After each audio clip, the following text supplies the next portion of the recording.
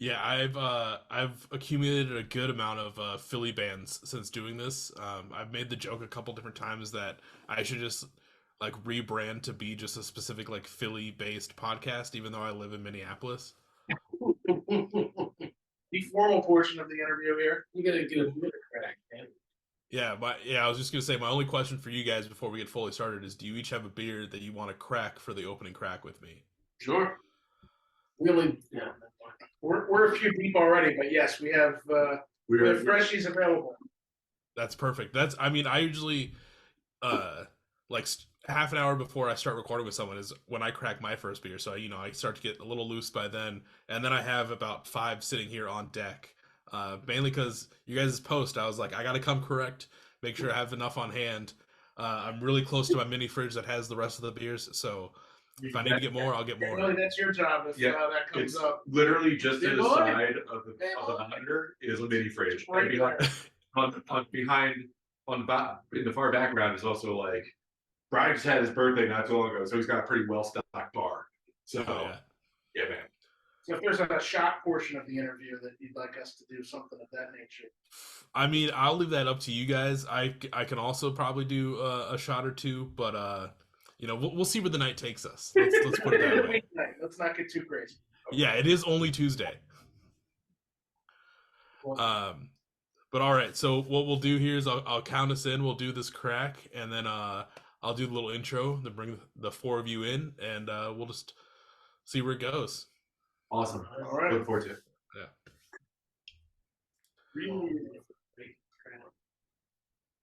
All right. In 3, 2, 1.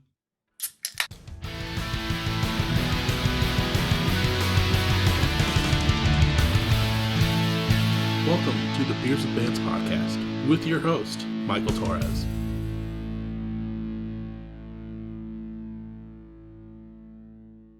What is up, everyone? Welcome back to another episode of Beers with Bands.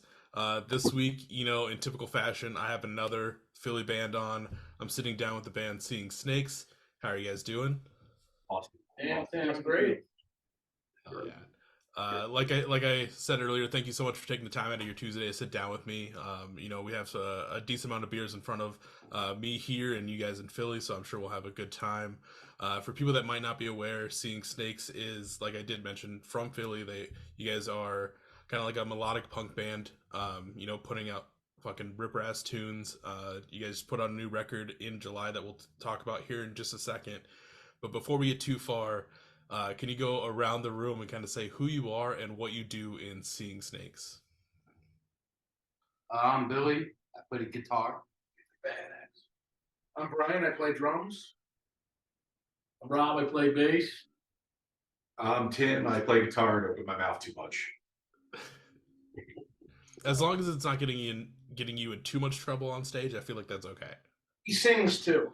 As long as like my family never sees me play, which will definitely never happen, I'm good. That's funny and sad at the same time. I feel it though. Yeah, it is. So like I did mention, you guys put out a new record this year, and I kind of want to just dive right into it. It's called Still Standing, came out in July. For anyone that hasn't checked it out, it's your second LP, 13 songs. But the nice thing about punk music is that it's not like most bands when they do a full length at 13 songs where it's like, oh shit, this is gonna be like 45 minutes worth of a listen.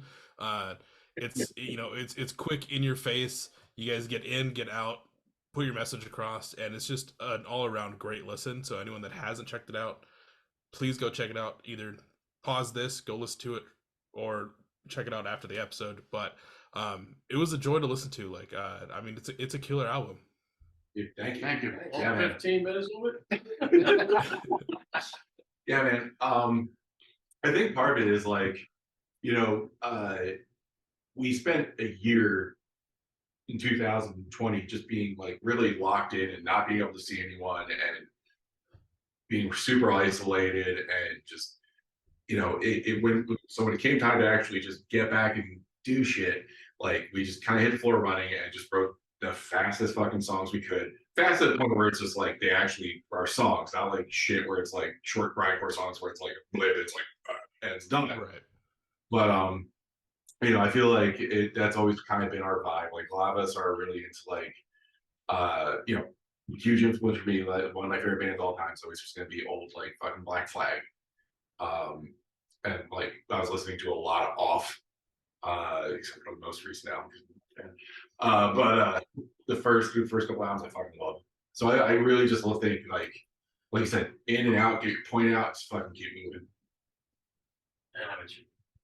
Amateur. I'm Go ahead. No, we got the wife thing. I'm married. That's fair. She can at least she can watch this at some point in the future and be like, okay, that's where he actually was. Yeah, man. It took a long time to fucking record though, because shit was just kept happening. Two of us got sick during it. We recorded and we scrapped it at first. Yeah. Really? Yeah, we just scrapped the whole album. And it was February of 2020 we started recording it. They got the drums done, we got a little bit of bass done, and then the whole world fell. We started the day Kobe Bryant died. Yeah, shit. That was the side that was dead. We were eating pizza and talking about how sad we were about Kobe Bryant, which is the most fat kind of thing we could do. I'm sure we could do better than that. We could be crying about how bad the pizza was too. Yeah, we brought about 3 records though, and pumped out a few new tunes for it. Yeah, Creep's like a label that's more local here. Dude, Eric really has his shit down. He's been around forever. He like to kind of like, he's probably gonna be mad at me for saying this, but like he actually put out like the Ballad of Johnny X by Bouncing Souls on a 7-inch. That's how long he's been like doing the shit. And even outside of the shit he does, his studio puts out a lot of like really good fucking albums. Like they recorded some of the Power Trip stuff. They did. He does a lot of work with like good hip hop acts I'm not allowed to actually mention. I should shut my mouth. And he just fucking loves music, man. Like no one else. Like huge encyclopedia, like knowledge of music, all genres. I've even driven car rides with him, fucking singing New Order songs, like weird shit. I'll probably get mad for saying that. But like with you guys scrapping, the first run of this album, and I'm sorry if I might have missed it, but like, was there big drastic changes from like what was scrapped to what we're actually hearing that's out now? A lot of rewrites, mostly just rewrites. A couple new songs. Yeah, the ideas were still there, and the emotion behind the ideas were still there, but kind of like looked at it, I guess. Tempo was picked up for sure. Yeah. We were a little angrier. Yeah. They're everybody's like cooped up. Everybody's pissed off. Yeah, 2 or 3 songs that probably we just completely dropped and just never revisited. Recording's expensive, so you got to play them fast.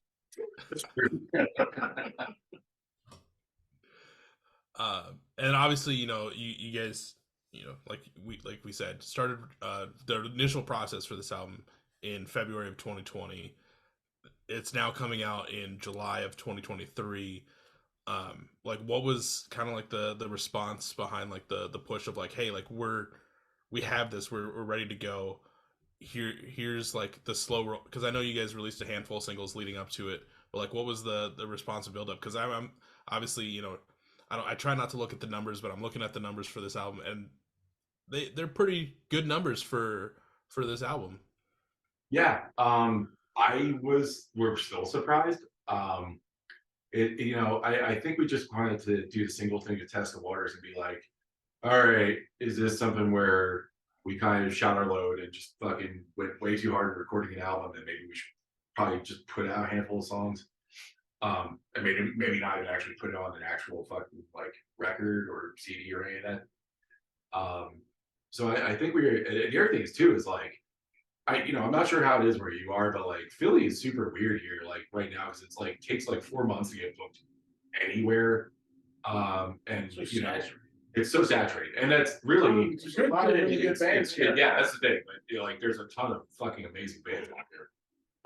But part of it is too is like, well, are we at the right point here to actually put out an album? Like, so that's why we kind of dipped our toes in the water and did some singles first. Yeah, do people even care about a full length anymore? Or do they just want a single that they can play on repeat, and then a month later they get the next one?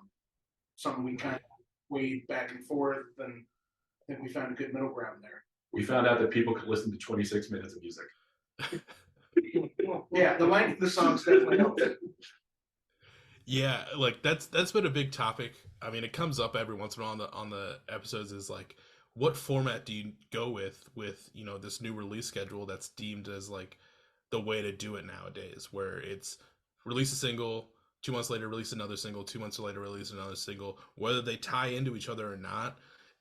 That's just the new mentality, where obviously you guys are a little bit older than the new generation, not a diss or anything, but like I'm still in that same way where it's like I expect 2 to 3 singles coming out, and I'm already ready for like the EP or album to follow it, because I'm still one of those people that, like, if I'm listening to a single, I want to see I want more than just the one, especially if it's a one-off thing. Like, I'm already in that zone, like I'm already in this like this feeling, this mentality. I need to see where this goes and continues. Yeah, I get that. It's like you want to see where the story goes. Yeah, exactly. Yeah, it honestly, like, you think about it this way now, like, recording gear, like, anyone can fucking record like a decent song or a decent EP or even a decent whole album in their house.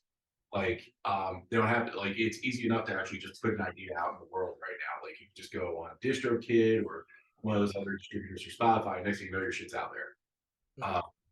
So I think it makes sense, like, especially like you said, with like younger bands, like just constantly putting out like 1, 2, or 3 songs at a time. Like, I know plenty of bands are doing that. I put out records for like younger bands where they're doing that shit, and I think it's fucking brilliant. Good. But yeah, so it's nice to see that I think it's a little bit different, especially in like your genre of music in the punk scene, where I feel like it's still the norm to release a full album, whether it's a full length or an EP. I think that's still always going to be the norm. I don't know what it is about the punk scene, but I just feel like that's how it is. Whereas like the pop punk and emo scene is a little bit different, where they've kind of taken that new route, which I don't know. There's benefits and there's pros and cons with anything, but as someone that, like, obviously I do this podcast, I listen to a lot of music, trying to like get a feel for everyone. I like to see the full story, rather than like, oh, I'm going to have someone on that's just a couple singles that don't tie in. It's like, it's really hard to gauge the full aspect of what the band is supposed to be. Right, but I get it sometimes too, especially like when you deal with like emo bands, like you mentioned, or pop punk bands, where they kind of really delve into emotional subjects. They might put like those 3 songs they might just burn themselves out after that. Like, I totally get it. They're talking about heavier subjects than we are, because we're fucking idiots. So like, like, they're gonna tap into stuff that we don't, and their creative output might be just those 3 songs. They might need to actually just fucking recoup it and move on and do it again. Like, it's a different cycle. I totally get it. It's a good point. And there's maybe a little more production on some of that as well. Really putting everything into one song. Yeah, as opposed to singing a song about a guy who just eats too much. Yeah. Which I met. What? Actually, Also talking about like different subject matter between like pop punk and emo bands compared to the stuff you guys are putting out. I definitely have never seen or heard, I guess, a pop punk or emo band putting out a song dissing Ted Nugent as hard as you guys did. I gotta say, like, the first time you listen to anything, obviously it's just you listening to the instrumentals and kind of getting a feel for everything. And once you fully understand the lyrics and it fully hits of what you guys are saying in that song, it clicked, and it was great as like a nice little, like, oh, okay, this is what's going on. Hell yeah. The funny thing about that is that, like, it is a very stupid story. There was a band from Jersey called Hot Blood. Check them out. They're not around anymore. Awesome band. But like, same thing. They do just short, fast, great songs. And I actually had a literally, this is gonna be so stupid. I had a dream that they wrote the song. So I told them about it. And then I'm like, well, they're not gonna play it because they're breaking up, so let's just do it. And yeah, I mean seriously, either way, fuck that guy. Like I don't appreciate like fucking I never get on my soapbox too much, but we You're like, tall enough. yeah, don't talk shit like don't talk like shit of marginalized people. That's it. Like fucking let people live their lives. Don't be a turd. Don't be a turd. Don't be a turd, music. Called the song "Turd Region." I think we missed an opportunity. That'll be there. part 2. Yeah, that's just like a gun. Shut the So we can play it on the roast. I don't think we need it, Billy. What were you planning? tequila. Oh. One thing if anyone's been a fan of this podcast and listened to multiple episodes, like I always say, one, I'm so sorry that you do that, but two, one thing that I really love, whenever I listen to, especially like more DIY, because more DIY stuff tends to have it, is sound clips in songs, and there's 3 in this album, that are all great, and I mean, you start off the album so strong on Unite or Die with one of the most iconic sound clips in cinematic history. It's Harrison Ford as Indiana Jones saying, "Snakes, why did it have to be snakes?" Which it's great. It's amazing. I straight up restarted the song just to listen to the sound clip again before I like let it fully go in. Great connection. Obviously, snakes, we see the tie-in there. And then the other one that I wanted to mention is it's at the very end of the album. It's kind of nice too that you guys like start the album with a sound clip, end it with a sound clip, tying it all in together. It's on the song Voices right at the end. It's, I want to say, from Home Alone 2, Harry and Marv, who is Snake. Oh, it's from the first one? Okay, I was trying to remember so hard today whether it was the first or second one. I couldn't, and I thank you for correcting me. But it's from the first Home Alone with Harry and Marv asking Snake. I'm gonna butcher it now, but if someone knows it off the top of the head, feel free to chime in. Snakes. I don't know no snakes.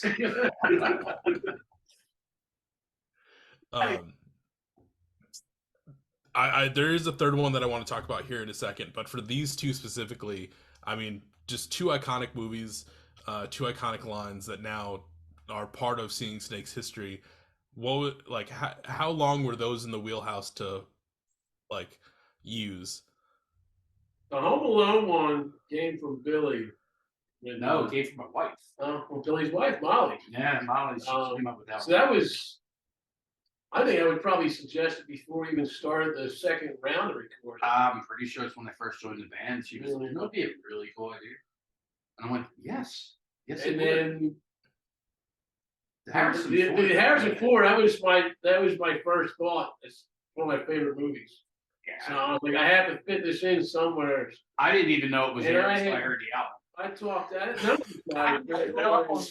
But yeah, we did not all hear the final mix. So I had all of the sound bites and everything. I said, when Eric got the final, it was a nice surprise for us too. And I made sure Eric had that the song kicks in right on the thunderstorm and then the thunderclap, and you hear that bass break right into it.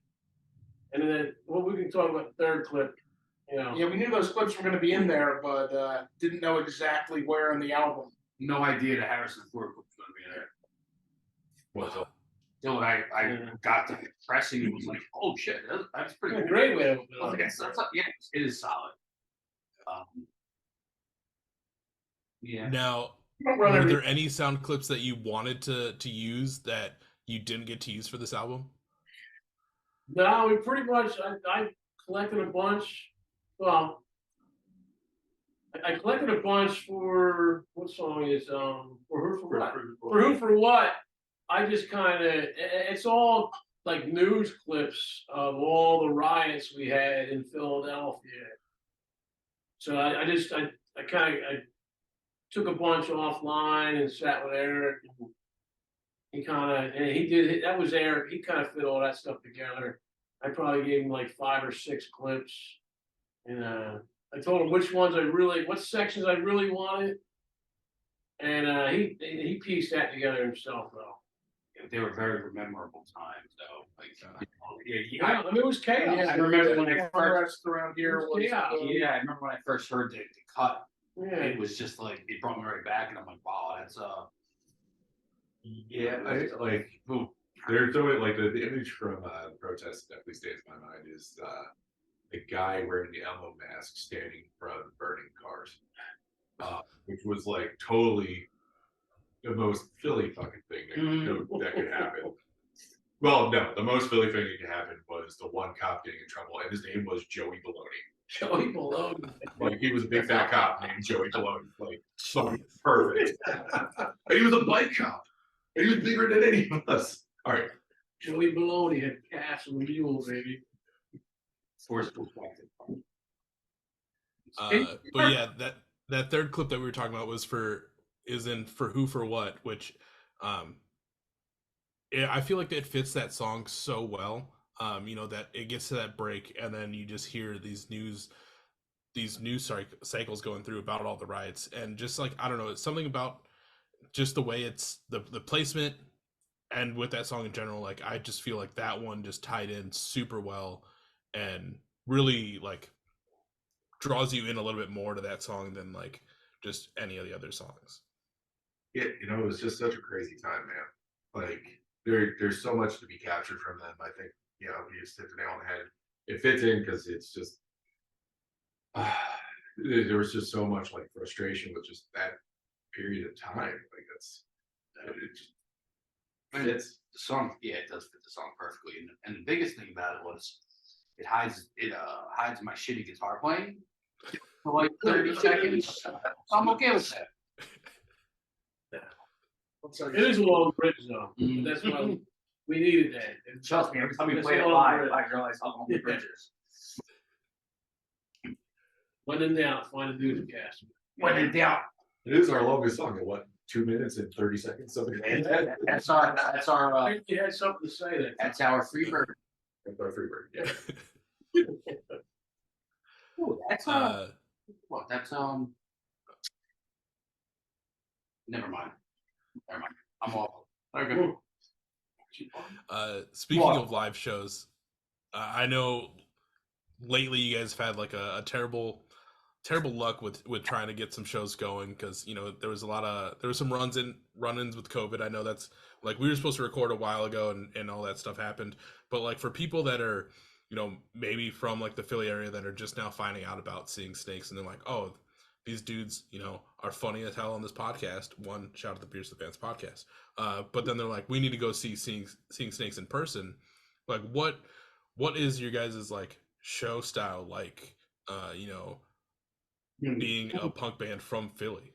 Well, part of it is like we want to really capture that level of just blasting it all out as quick as possible. Like we joke because it's like with talking we try to get our set to 25 minutes. And it's mostly because like You're out of shape.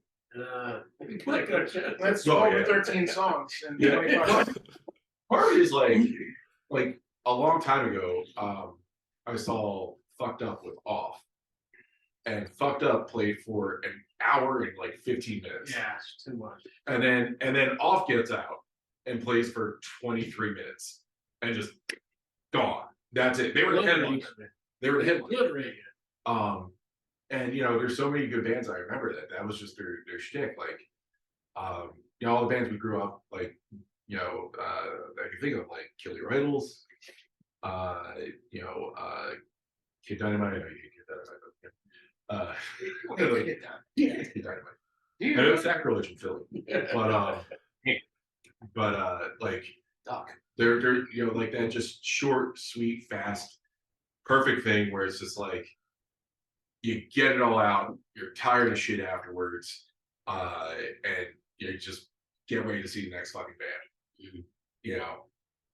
It's the way we like to see a show. When we go to a show, it's just absolutely. Yeah. Like we're, the message to us is the music and just fucking getting it out there. So, you might hear us talk for like a hot second. You might hear like terrible jokes out of our mouths, just because we have to cover up for stalling. Yeah, I think I'm trying to catch my breath, and there's always tuning issues. That's about it. We're not telling jokes as filler. There's never tuning issues. Well, I mean, we don't always play in the most climate controlled venues. That's true. Sometimes it's a little hot. Sometimes it's a little cold. Sometimes it's on Those guitars, they go out of tune. Sometimes it's on a pyramid. Sometimes we don't bring a set list and we're just yelling at each other. Yeah, that might have happened recently. I'm not sure. Yeah, you mean all of 2022 to 2023? So we try to save paper, and as one of us pulls up the set list on our phone, and which I threw. and hopefully it's well charged that night, or and we whoever has the set list, they scream it out. Yeah. Bah! Which is sad because we've been playing the same set for forever, so you think we remember it, but It's Jesus really- Christ. It is bad sometimes. I get a look at it. Oh, I didn't help. We have like 2 set lists in the studio. No. So We do. We have 2 different set lists. we don't always Which ones are going to be this week? Yeah. They worked for like 6 months. Yo, left or right, left or right, Yeah. left, dude. The Sorry. songs are always kind of like, there's like 3 songs we like. Yeah. So, which is what happened the other day. Well, soon we'll be writing again, so. But yeah, get back to it. We just want to bring like just really fast fucking punk rock back. You come watch me take Billy's face off my bass. Yes, he's buying the bass. Oof. How many times has he hit you so far? I got moved. What's that? How many times has he hit you on stage so far? Oh, I can count on 2 hands, but it's not as many times as he's actually dropped his bass. Oof. Yeah. Is that a bad one? It's a good thing you play Fender. Yeah. Solid reputable, dude. The thing that even dude. I just love the fact that you dropped it and just went, eh. Landed in the beer that you spilled 13 seconds before. That's why it slid right off the fucking thing. Had a nice sheen. This happened just this weekend, by the way. Yeah. Drop the Fresh bass in our memory. Dropping the bass on the fun box. It was funny because like On a pyramid. we were playing at a skate park, On a pyramid. cool fucking place. Yeah, on Pyramid, and like and they told on the flyer we were listed as a skate punk band, which like Sure. fucking like I can skate to that. yeah. I mean, like Found I some haven't holes. touched a fucking deck since I was like 13 years old, and put like a fire hydrant covered in cookie dough. Like I'm not fucking skating. Gingerbread man. I mean, in their defense, there was a point when I was listening to the album today where I was like, because I was listening to it and I saw that flyer and it says skate punk, and I was like, I don't think it's exactly skate punk, but at the same time, like I could probably see this on like a Tony Hawk's Pro Skater like soundtrack. So Tony Hawk, put us on a fucking game. Hey, funny. I know you're listening, man. Come out of retirement and make a game just for us. That's like what the best thing about We fucking play the punk hell out rock. of that game. Dude, there's so many fucking like people try to pigeonhole themselves into like a specific subgenre. It's like who fucking cares? Just fucking play. Yeah. Yeah, we're just a punk band. We're also each year we change bits. It's never the same. Like every Because you're year getting older and angry. I'm not as angry as I was. I just No, want to it's play. valid, I just want to play faster because I need to sit down quicker. Well, there you go.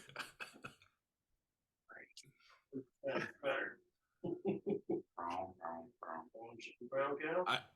I do have to commend like every punk band that I've ever seen play, because it's amazing that they can go through like half of their discography in like 10 to 15 minutes and they're like, all right, we're good. Thanks, like Connor. like I think I was talking to someone and they were like, yeah, we were supposed to headline, and they were like, you have 45 minutes. They're like, our entire everything we know is only like 20 minutes. Like Right. what are we supposed to do? Dude, I fucking love that shit. We've had That happens all the time, man. It's just like You could probably stretch it to maybe 32 minutes. You gotta learn more material. Yeah, sure. oh, man. 35 if you got a couple of jokes. Write a few more songs. stand up. So many ones where it's happened. It's like they just have to figure out how to kill time or tell us to play our song really. John Peters did that. Yeah. This he was supposed to play with the Jabbers, not Jabbers, but Murder. They're like, yeah, you gotta play 40 minutes. I'm like, yeah, we got a 20-minute set. They're like, well, you got to learn more material. I'm like, well, no, I'll just play the set twice. Yeah, you got notice? You know? We just played How'd that twice. work out? We didn't play.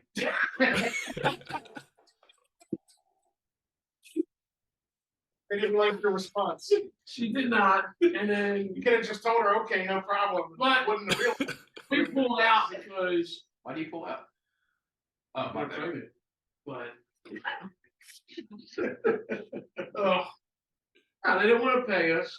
And then they wanted the murder junkie. Wanted us to land all the way here to the murder junkie like that.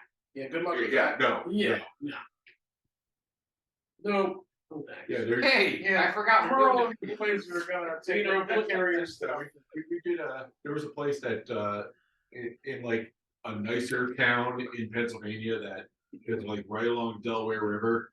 They would book some of the like old bands that you're like, I'm surprised these bands play there. Like you said, he of us played Murder Junkies, and us three before Billy was in the band. We play with the Dead Boys. And we of the Dead Boys now. Yeah, and it was wild. It was the weirdest crowd I've ever seen. Where? It was John Peters, The New Hope. a New Hope. Oh, Yeah. Really? Party. Yeah. Mhm. It It was like- good. Yeah, it was great. wall It was packed. great.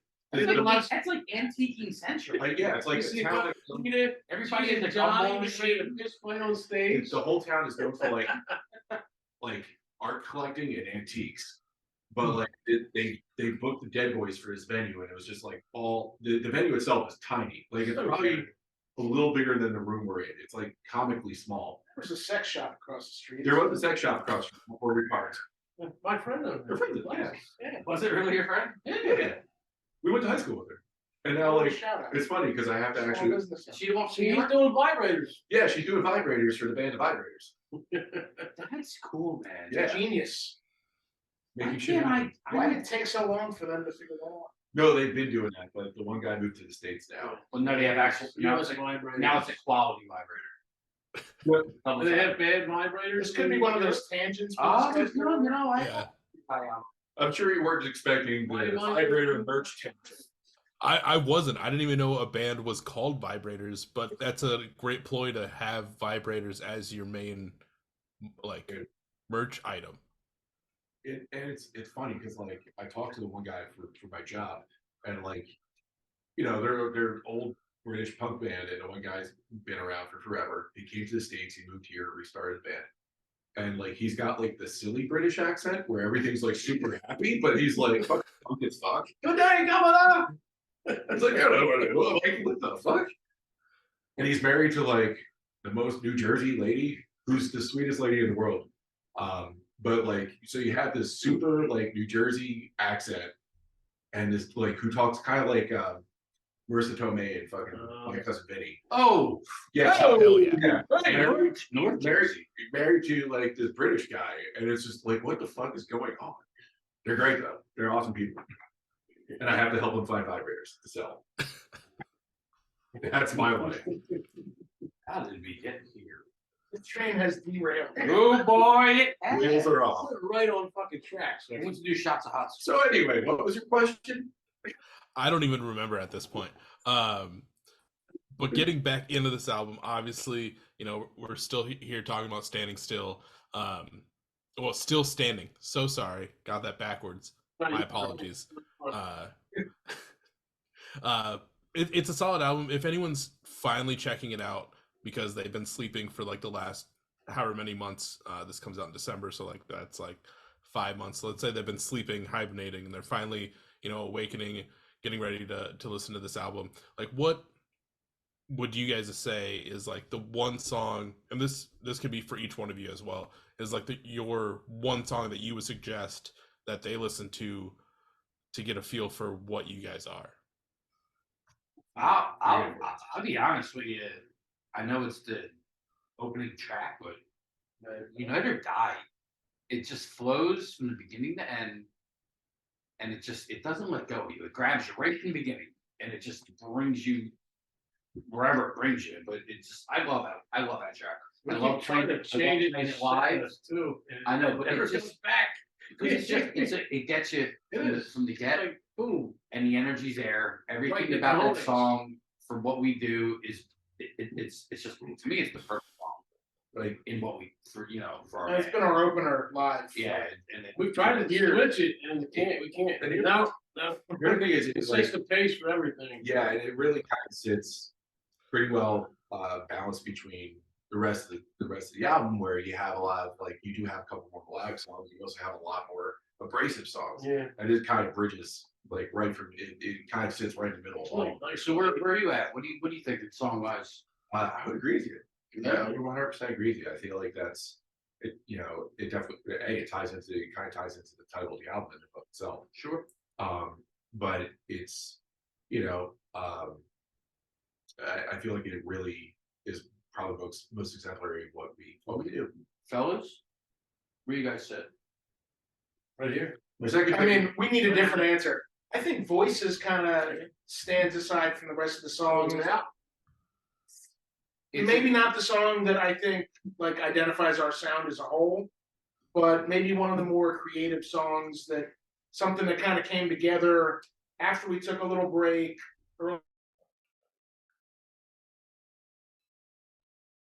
Really stood out. It's an and, amazing intro. Or the last one I would sit there and probably say is Force Me. I was gonna pick Horse Beat, probably not my favorite song on the album, it's my favorite song to play. Definitely not my favorite song title, but it is a lot of fun to play. One thing we're talking about is This, I think, was our last song we wrote for that album, right? yeah. It's It's either that or for Who for What. No, didn't, Horse Beat. I don't think he made the album. The song I'm thinking of. All right, yeah, I'm sorry. Yeah. We went in Yeah, there with they made the 16 album. songs, and some of them ended up in other places that were not the LP. So I can't think of the name. You said 16 songs you guys went in with. Yeah, 16 songs for that session. Yeah. So we did 16. We scrapped one from the. No, because we did. They We all also ended up No, somewhere. we scrapped one. We scrapped part times. okay, yeah, Yeah, we did. from the original session. We did. Yeah, right. Before the album came out, we also did a 4-way split with some other really awesome bands. There's a band. Their bands are Friend, who Ooh, good man. dude, check them out. They're gonna fucking love. They're young. They're really good at what they do. That energy. Yeah. Pretty. yeah, really good stage presence. They're very good looking man too. They don't. Yeah. Yeah. They don't look like me. Yeah. I ain't dog. So and they actually just got signed to like a decent label too. Did so, they? yeah. Us yeah. not getting paid. Now I get paid. I worked Okay. for 6 hours. Good. Matt Splatter, who's like a very like Ramones core fucking hard punk band. Been around forever. They've been around for a minute. They very melodic, super cool. And then my buddy Dave up in Maine, coolest dude you ever meet in your life, Dave Strong. Dave Strong. Which he kind of bridges a gap between like some songs have a very rockabilly feel to them. Others just have like Social D, like Yeah. that's Yeah. My man can play some guitar. I'll tell you. you really can. He definitely can a get some guitar. songwriting machine. Yeah. Yeah, so we did a split before we did the full release, and we put some of the songs in there. Just because the other things too, honestly, coming out of COVID, and, like just being like, I felt like it, floodgates were open. It was like we had all these creative ideas. We just everyone wanted to put shit out there, and I strongly recommend they do. So we just were like, okay, let's put out a fucking split. That's what we did. But yeah, we originally started with 16 songs on the record, and we cut it down to what the album is. Some of the songs aren't split, some of them aren't. Too strong. Do you drive without these? I Not can, all. yeah. That's bad. Yeah. Ooh, for me, baby. We are still on camera. It's okay. He's hard. It's all right. But I mean, so obviously you guys go in with 16, come out with 13 for this album, which, obviously people doing math, that's like almost all of it. Like, at what point did you guys decide like we're only going to limit ourselves to like X amount of songs? I mean, Vinyl restricted that. No, we knew kind of going into it that we weren't going to put all of them on the full length. We were going to save a few for splits and for other things. we didn't know which songs were going to be cast aside, which songs were going to fit the best together. And sometimes it's kind of good to go into that with an open mind. Like, let's see which songs are the most cohesive, which kind of fit what we're doing. And then we had a couple really great songs that I think the original intention was to get down to 10, and we were just like, Yeah, couldn't do it. we couldn't do it. No. Everybody has. We were gonna do a one side 12-inch. That was We original thought plan. about it. Yeah, also there's no. But that was really expensive. We really enjoyed doing splits. We have a lot of. We play with a lot. Willie's great at We play with a lot of amazing show the bands. folks at home how good you are at doing splits. Root beer boy, here we go. Now there's a lot of amazing bands down here. So like, Stop we thought molesting the hot sauce, baby. I'm hungry. So we figured like the more that we wrote, we were going to use them. So we just never stopped writing. I mean, to be honest, we were always kind of writing. Yeah, But yeah. So when we put the album together, I mean, like everybody had their group of songs that they loved, that they absolutely loved. And at the end of the day, man, it was like picking children. Everybody made a list. yeah. Yeah, we had to put it to a vote. Yeah, we had This was the songs. Yeah, it was. I wasn't a fan, but I still, none of my songs. At the end, they were all good. So we really got that. But What? Yeah. Hey, my shit's good. I'm We good. had a meltdown. I'm good. Oh, To be continued. I feel Hello. like But it's nice to hear that like not everything just ended up on like the cutting room floor. Like you guys went in and songs that didn't make it to the album just got repurposed into the splits. Yeah, there is no cutting room Yeah. floor with us. I mean, We utilize everything that we had. Like there's so many opportunities where we are right now to utilize the songs that we wrote, either with splits or comps or right. doing something fun where we're going to throw something on Spotify, or maybe we're actually talking about making it, working on a video. So it's like there's always something. it's been a little while since we did our last video. Yeah, and I need to be in a video because I'm. But yeah, everything that we have, we're going to That's use. how. Waste not, want not with us. Like, because we don't fly by the seat of our pants when we write. It's like when we write, we actually put like, I feel real emotion behind it, and that's hence why it was hard to actually pick the songs for the album. Because of that. Yeah, it's funny. It's like one of the songs that didn't make the cut was "Drinking Alone," I love drinking. and like I don't know how we settled on not doing that, but it's like That was a really popular song yeah, too. When we yeah, did it it up. was for us. But if you go on, it sounds so different from the rest it of the does. album. It doesn't. It doesn't get anything else. But it is a It's really. very like U.S. Bahamas. Yeah. You can relate lyrically though. I mean, Yeah. very relatable. It's understand. You don't understand the song. You listen to. Well, you know what? It attracts people to buy the kind. Hey, Bam! Baby. Marketing. Wow. I was intentionally dead. Hello. It wasn't intentional. We're still here. No, but yeah, that's awesome because a lot of bands will go into the studio. They'll, let's say they go with the 16, like you said, the original intention was to bring it down to 10. Those bands will stick to that 10, and then they'll be like, okay, these 6 songs out of those ones, maybe we'll keep a couple, maybe use them at a split for like another time, and then the other 4 we'll probably never see again. They'll get dissected and they'll show up randomly in like other songs. But it's nice to see a band like saying like, no, like this is us. We're still going to use it. We're going to keep it somewhere, and we'll still see it somewhere down the line. To kind of jump around, I think someone kind of might have mentioned already. Obviously, this record came out in July, but like, what's next on the horizon? Like music wise for Seeing Snakes. So we're probably we got a couple more shows for the end of the year. We're gonna kind of wrap things up a little bit.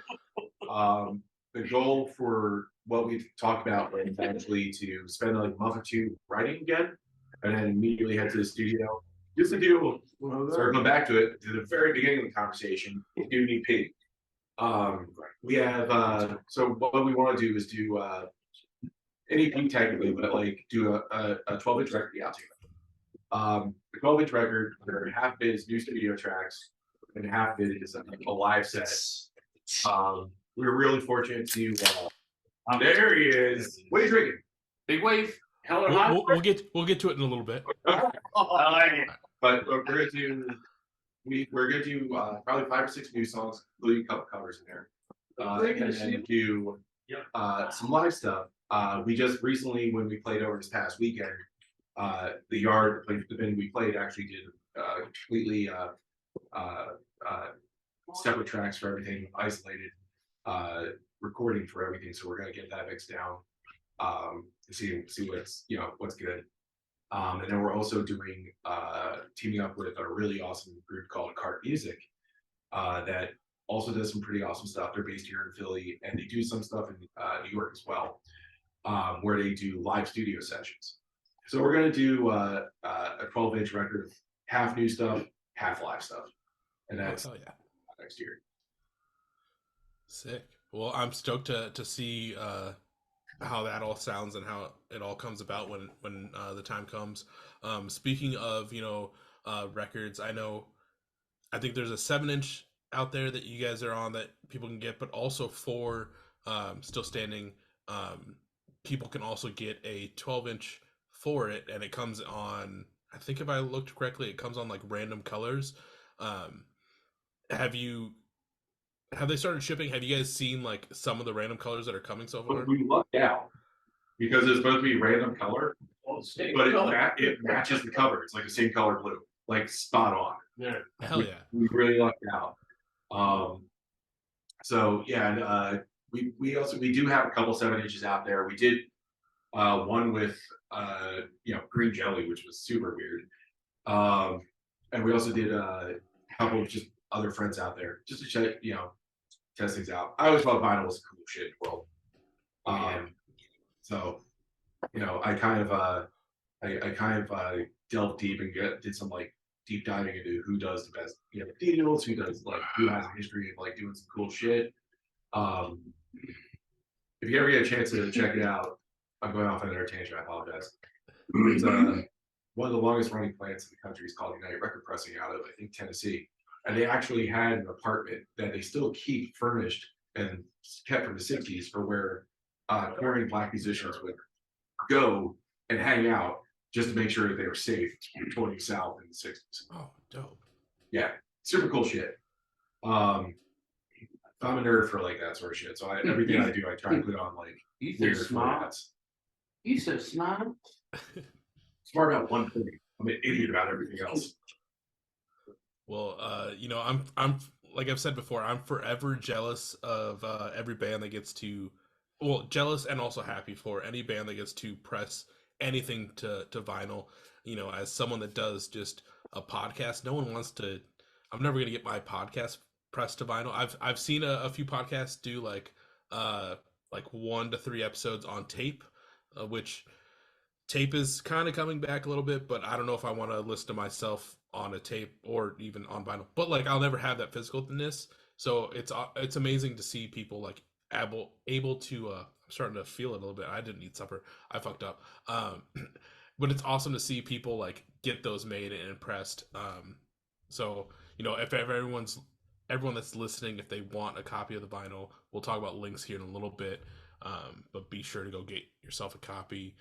It's awesome that also that it's supposed to be a random color and it's tying in still to the record, like a little bit different, but yeah, the shade matches perfectly with the album cover. It's pretty fantastic. We should have them do a split. Just get them on vinyl. You want to do a split? Well, on one side it'll be you guys, the other side will be just this episode. You're gonna do the introduction. Now we're gonna have to redo this because Okay, yeah, we'll do another one. If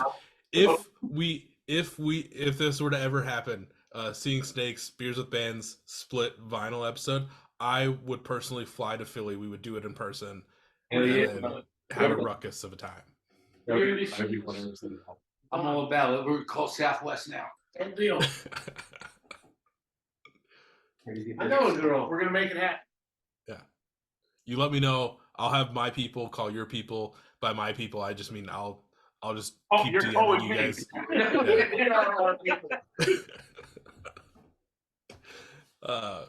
So before we start to transition, is there anything I might have missed with this new record that we didn't talk about, or with Seeing Snakes in general? No, I don't really think so, especially because the wheels went completely off the conversation. Which is the perfect example of Seeing Snakes. Yeah. It's just like, feels just Yeah, Exactly. you bring a lot of chaos energy to things in the best way possible. But no, honestly, we're super proud of the album. I'm glad you gave it a listen. That's really what it comes down to. So, baby. I mean, just like Billy said, like it shows exactly what Seeing Snakes is like. That's why I kind of love doing these, especially over beers and seeing where the tangents go, because everyone that listens to Seeing Snakes, obviously, we can understand that you guys are a fast playing punk band that has a lot of meaning behind it and just does your thing. But at the same time, with these episodes, you guys going off on the tangents, like when Billy put on the pair of glasses and was like, "Can you even drive without these?" Like that just shows us what you guys are like in real life, and it just, to me as like a listener, it just adds so much more to the music. I'm just like, these guys are a fucking good time, and they also put out good tunes. It's kind of what you're gonna get if you see us live. Pretty much We don't take ourselves too seriously. We've probably had a couple of beers already when we're on stage. Sometimes more than a couple. I don't know. Not me. But Never we you. like to have fun and we like to Never play fast. tequila That's or what we two. do. Alcohol's for the devil. Oh, I love mezcal. Got it. 6 years so quick. Mezcal Bufongo. Bufongo, baby. Never on record. Go there. Bye, baby. But as we start to transition to the later half of these episodes, we obviously have to do one quick thing, because this is Beers with Bands. Like I normally say, you don't have to be drinking on these episodes, but I know you gentlemen have some fine beverages in front of you. What are you guys drinking on this fine Tuesday? So just to touch on that, We didn't have to. we kind of lucked out. So Brian's brother is what's his actual title there? He's one of the brewers, But he's pretty high up. assistant brewer, something like that. But we have a really good brewery local here called Champagne Creek Brewing. That's not weird at all. No, but No, I appreciate that. Lets the viewers see what the cans are like. So you're not going to see it. very Champagne Creek, Oh yeah, that's dope. really great craft beer. Yeah. Like if you enjoy beer, there's definitely something they make that you're going to like. Yeah, like Philly started. Like Philly's a really good beer town. It started with Philadelphia Brewing Company was probably first, or no, the Guards was first. Yeah. Well, technically, Orleans. Or We're not going to go that far back. Yeah, but That's so the way but you have so in the city we have a lot of really good breweries. Tonight though specifically we're drinking a lot of Champagne Creek stuff. Champagne Creek does a pretty wide variety of stuff. They're going to sponsor us. They don't know it though. Yeah, but they also they used to do their anniversary shows. They would get bands like the Souls played. Municipal Waste. Who was that? Who was the maybe Galactic Empire. Galactic Empire. The Metal Star Wars. Metal Star Wars band. That was the greatest moment. They've done a bunch of shows there. They've kind of scaled it back in recent years, but I've Yeah. seen Face to Face, the Lawrence Arms, a bunch of really great bands there. At the brewery, and it's And they're back to the beer. Their beer is legitimate. Yeah. It's just really good, high Everything. quality beer. Nothing. I've Consistent. never had anything. And I'm pretty traditional with beer drinking, but like, this is their Churchville lager, which is amazing. It's righteous. And it's the best lager I've ever had. I actually I started tonight with they did a beer called Triumph of Steel, Italian style pilsner. Really good show. Go I show it. want to do the honors there. I can't get this wild. Can't get this fucking wild. Don't look at my gut. But Six pack. they No. You can tell we drink a lot of beer because they're consistently great. And Sorry, I got 4 albums. they're consistently great. They have a lot. They clearly have a love of just music there as well. One of my favorite beers that you do that we don't have tonight, which is probably a good thing because I won't be able to walk. They do a beer called the Shape of Hops to Come. Ooh, Yeah. I like the, And the cryo. Which is obviously inspired by Refuse the Shape of Punk to Come. I did that and cryo. the label was made to look exactly like the album cover, just mixed in with like beer references instead of like the old vintage photos. And the fact that you can tell that Used to be. the place is being ran by a group of people who enjoy music also. Like Yeah. they're very tied in to the music scene, which is just more of a reason to just support your local brewery that puts out pretty good hooch. Yeah, and honestly, like we lucked out. There's a lot of breweries by us that really support music. Like it's awesome. I mean, we have big. Actually, we have a few large ones like Yards. It's big, but like, Yard. I did it again. No, We are Team the Chamonix Creek over here. Yes. Yeah. Right. We're not into yards. we love Now, cotton. a lot of breweries, like around me, have teamed up with local bands to do like a run or two of that band's signature beer. Now, let's say you guys are able to, make this connection with, and I want to make sure I'm hearing this correctly. It's Chamois Creek. I don't want to butcher it. Chamonix. Chamonix. No Chamonix. Yeah. What Billy said. Yeah. Yeah. Let's say you guys get the team up to go with them, and they're saying, hey, we're gonna brew a signature Seeing Snakes beer. God, that would be dope. I mean, What would you guys come up with? I wouldn't even give a shit. Dude. It could be their basement swell. They actually did a beer for the Menzingers a few years back, and like those guys were there and like kind of picked out the ingredients, what style they wanted. I think if we were going to do something, it would probably have to be aged in a whiskey barrel. Ooh, Because we are also whiskey drinkers. Yeah. We love beer, but And whiskey. I don't know, maybe a stout or a porter, something like a nice, like aged in a bourbon barrel. finished in a bourbon barrel. Yeah. No, let's go with Imperial Stout. Yeah. Let's just get people. Let's just destroy people.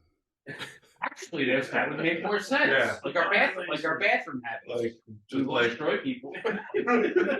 Destroy people, destroy bathrooms. That's what we're all about. Hey, we're old. But yeah, I think whatever it is, it's got to be in a whiskey barrel for a couple of months. And, Mixed with pork fat.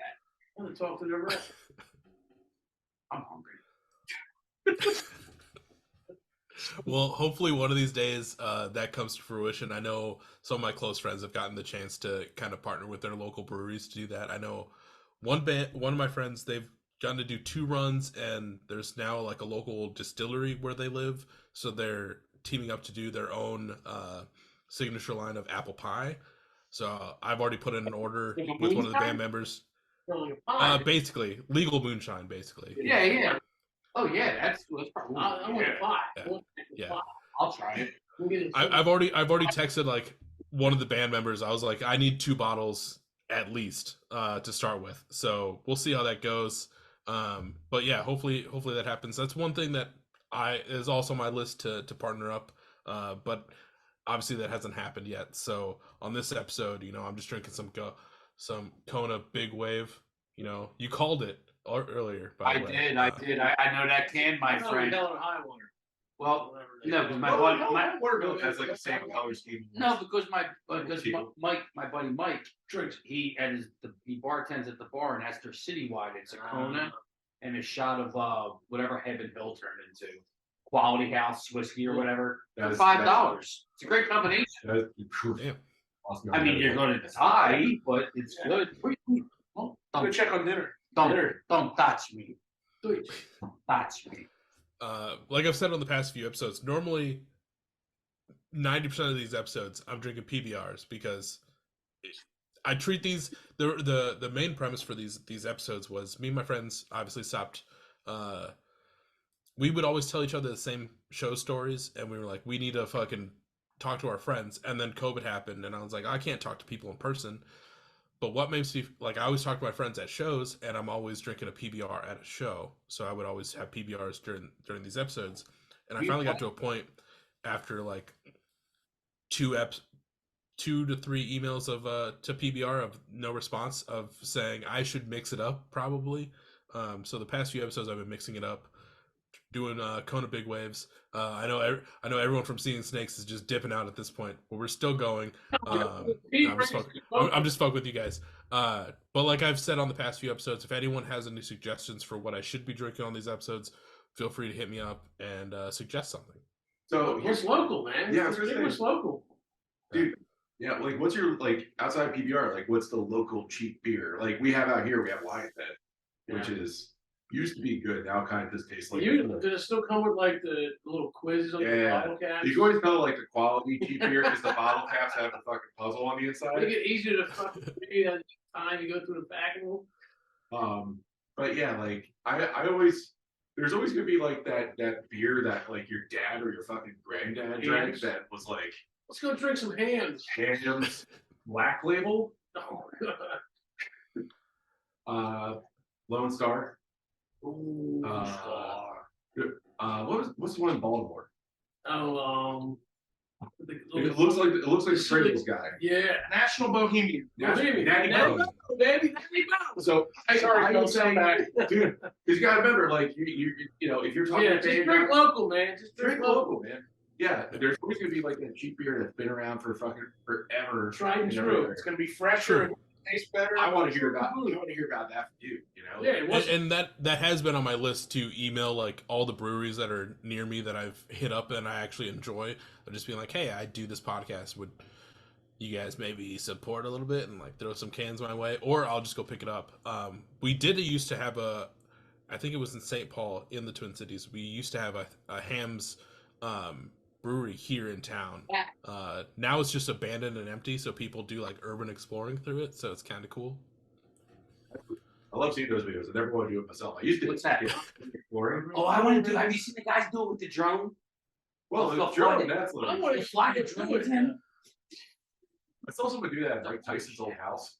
Who's? Mike Tyson. The Tiger still there? No, the Tiger Bone. No, it was like he had Next carpet. album name. No, man, he had carpet by his pool. Yeah. That's weird. That looked That's at the weird. house had carpet, the bathroom, and kitchen. Oh, that's That's really gross.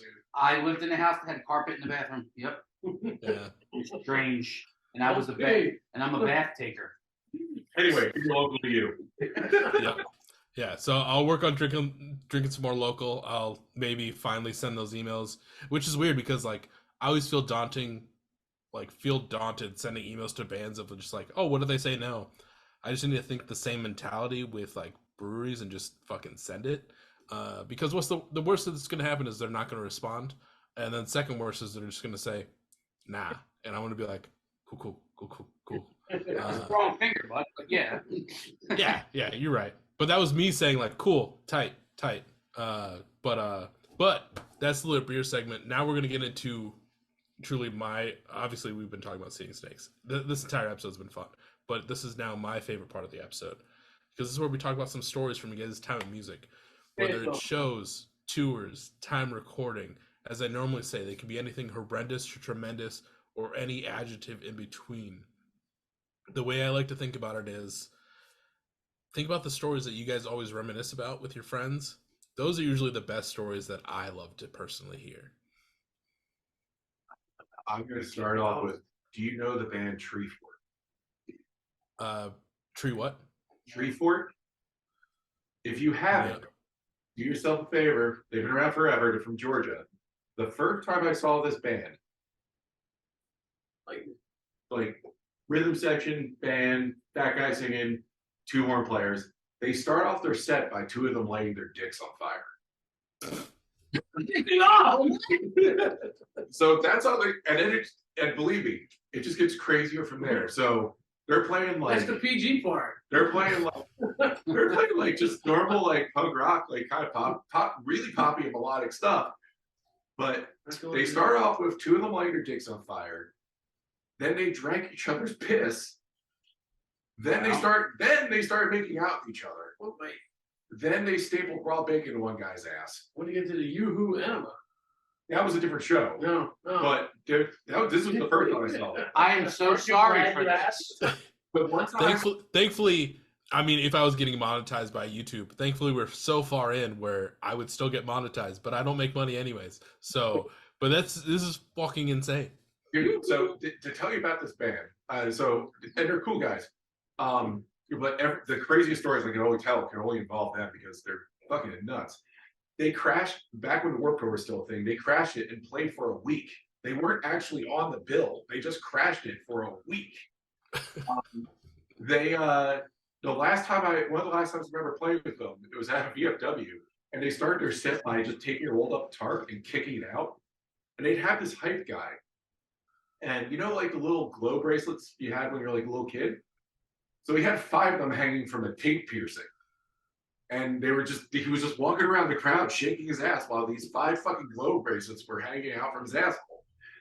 I'm so sorry. Are you glad you asked? So, and then the show got stopped.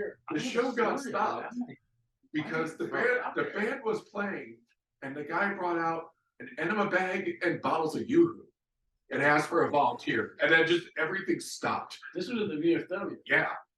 So the VFW. At a VFW. So tree for it with a PH instead of an F. I don't know what you guys are gonna do because he started the storytelling at like at 9. There's no way to. I don't know where to go from here. I have a story, but I don't know if I should bring it up now.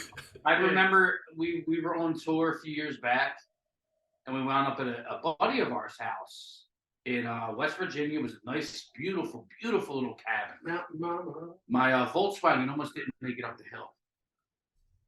And it was just a normal night. And the next day, we're outside having coffee. You know, just sitting there, beautiful sunrise.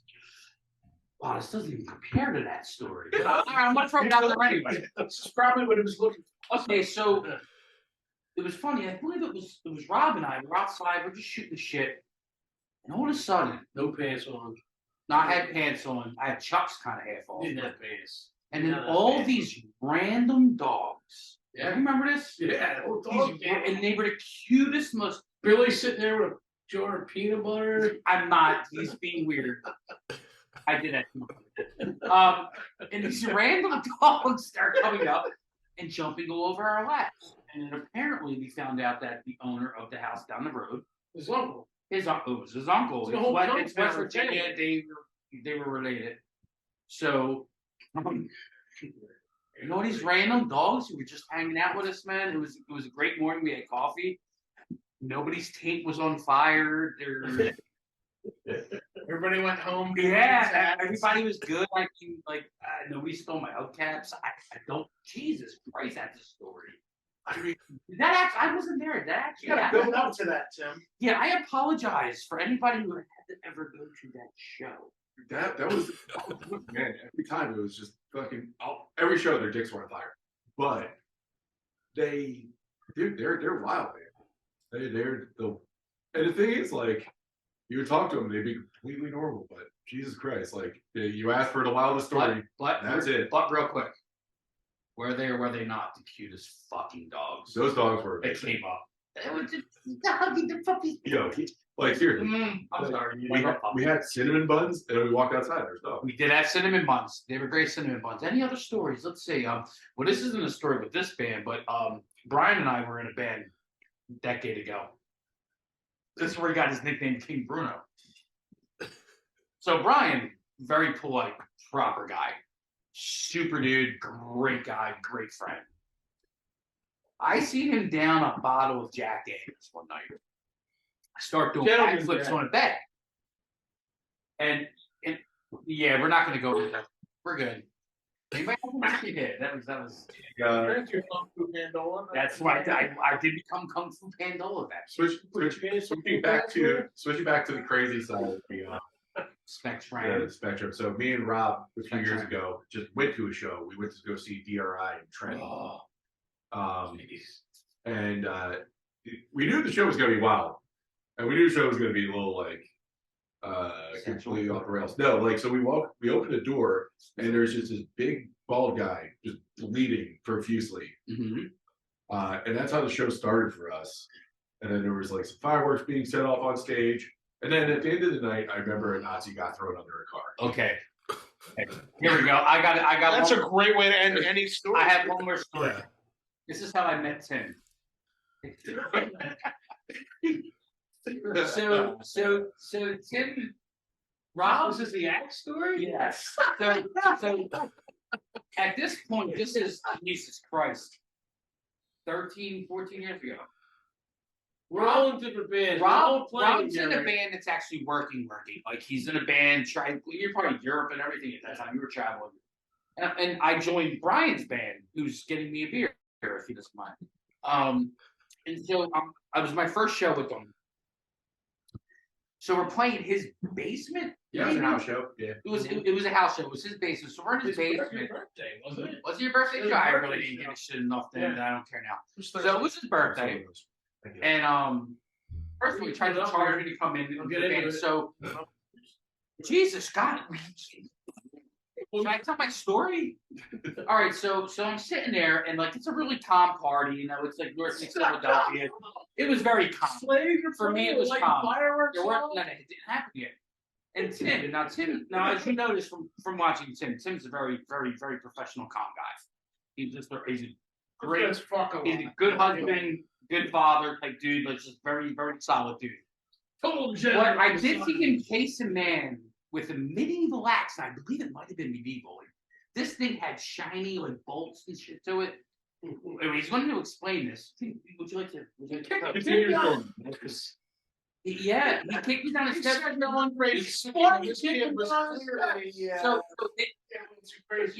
So his not rebuttal. His actions towards the underage drinking was to chase said child. Spartan kick him. With a pocket axe. Bigger than me. Now see, the forced perspective that we have here, if I'll just give you a moment, somebody stand up next to me. This is the actual height of stand up. Yeah, it was all forced perspective. Yes. Dude, Holy shit. I'm like 5'2", dude. So he threw me out of the way. And I thought I was a tough and rough little South Philly kid at this point. But to see a grown man for the first time chase a young kid with an axe, I fell in love with him. Fucking amazing. Great guy. There might be more. So my roommate had this axe. As one roommate does, yeah. Your roommate doesn't have an axe. So, it was pretty much like, keep in mind, I was much thinner then, but so I was doing cake stands, which I don't normally do. And, things got a little wild. Like, people were setting off fucking fireworks in the house. Peter's beard. It was, these two kids who I knew and I was friends with, but I was very drunk. There was the Chelsea. I told them that they couldn't drink. They were hanging out. They didn't want drinking. They didn't want to get in trouble. So I told them they could hang out, but they couldn't drink. And they started getting cups and filling up. I just flipped the switch and kind of went a little too overboard. We have no good show stories. That was the first time we'd ever played together. Yeah. In a live situation. Yeah, I wasn't even playing guitar. I was playing bass. You sure were. I was probably the best bass player this group's ever seen. Actually, have you told the story how we are a band of 3 bass players and a drummer? Literally, we are 3 bass players and a drummer. Like, it just happened to turn into something completely different. Something That's completely all different. I played. We all have short, fat fingers, apparently. I'm trying to think of other shows. Like, we did play at the Dead Boys once. And after the set, like, I was super stoked because I was like, when am I ever going to see the Dead Boys again? And What's left of it, yeah. they were playing with their original drummer. Johnny Blitz. Yeah. And I was like, yo, man, great set. Totally can't believe I actually got to see you play with them. You're the fucking owner there? Yeah. Just turns to me and goes, you're the fucking owner? I'm like, no, I was in the opening band. He's like, look, fuck you too. And he just walks right out. It's the same night that Johnny and Cheetah, like, they basically fought Johnny on stage. You did try to charge me $5 for a cup. I did try to charge you $5. You know you. Hey, man. Billy, if it makes you feel better, my friends were on tour and I used to tour manage them, and we were playing a show in Brooklyn, and I the door guy was there when we started loading in. So I'm going from the van into the venue multiple times, helping like these dudes load in. And once we're fully loaded in, the first band's about to start, and I like went to the bar, grabbed a beer, and I start walking in. The door guy's like, "Yo, where's your ticket?" I'm like, "Dude, I don't have a ticket. Like, I'm with the band." And he's like, "But I need your ticket. Like, I need to prove that you're like paying to get in." I'm like, "Dog, like I literally am from Iowa. We're in New York right now. Like, I didn't fucking fly here and buy a ticket. Like, I'm with the band. I'm the merch guy." Yeah, like he would not. He was super adamant about not letting me in, to the point where we had to like call the promoter, who was still like just getting off work and with New York probably wasn't going to show up by the time that like the doors open anyways, to have him call the door guy and be like, "Let this guy in." You just like, I also walked by him multiple times carrying just totes. I was like, "Bro, what the fuck?" So, Yeah, this is what I do for fun, bud. You know, right, yeah. Fucking hey, you got a band? Shit, I'll carry your shit. Did you get in without having to pay? I got in without having to pay. It's a beautiful thing, isn't it? Yeah. And then I spent way too many dollars on 12-ounce PBRs in Brooklyn. So, Oh well. Yeah. Do you yeah. any chance you remember? I don't know if you could say it, but if you remember the name of the club, you know.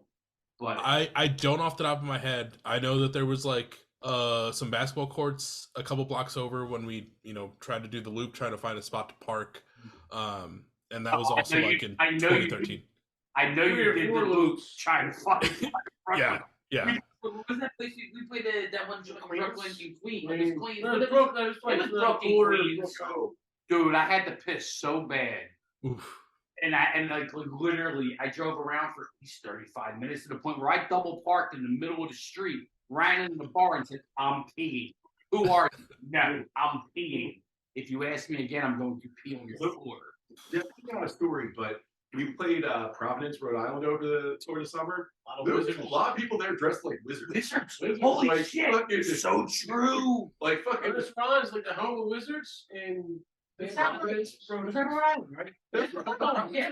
We're playing like this place called Scurvy Dog. Scurvy Dog. Yeah. Then we ate the hot dogs and we almost all shit ourselves. Yeah. But Wieners.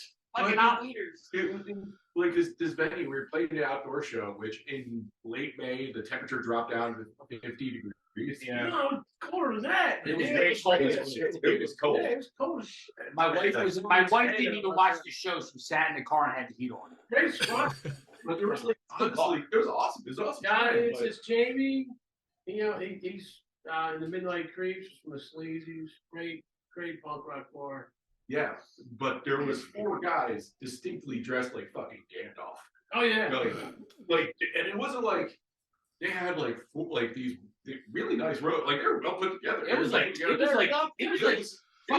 It was like Gandalf the Great. It was like the Halloween season, we would have been impressed by their costumes, but I think this is just how they walk around. Yeah, like green robe is what struck out because his hair was like fucking flowing in the wind and shit.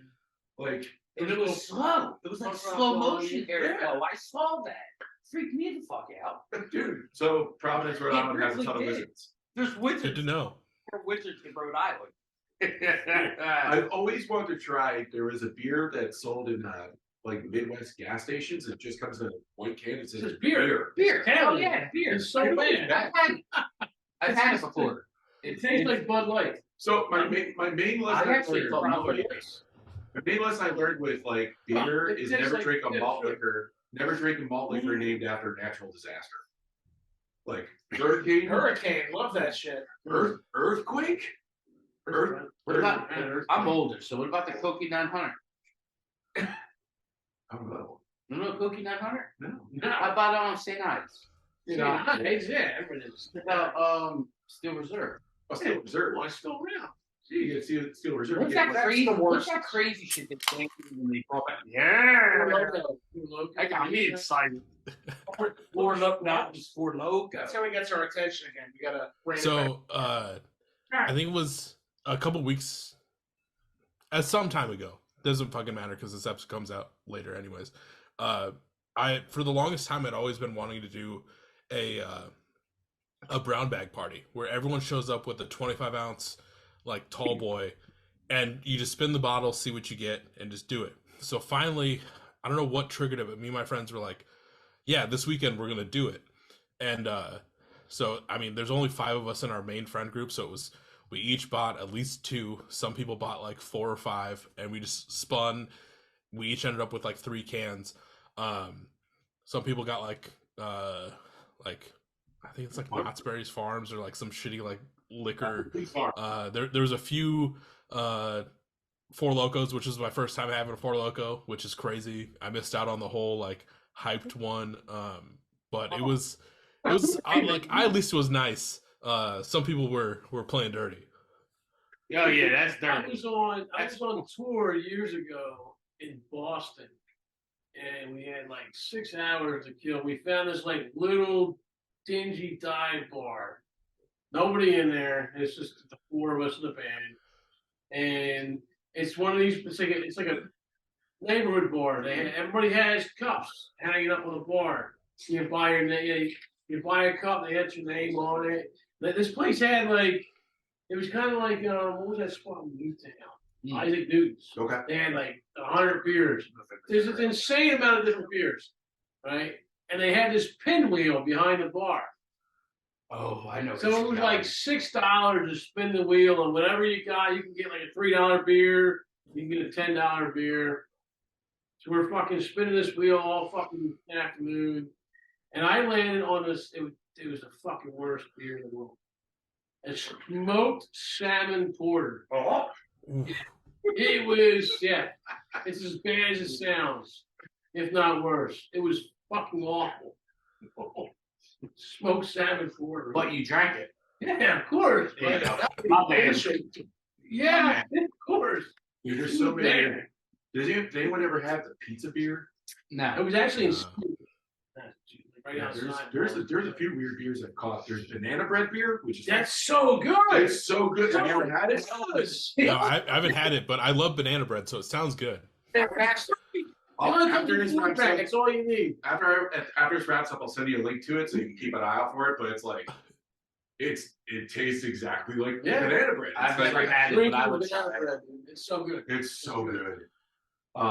The pizza beer was weird and gross. It tastes like Italian seed. Yeah. Whoa, fuck, what's the matter with you? Not.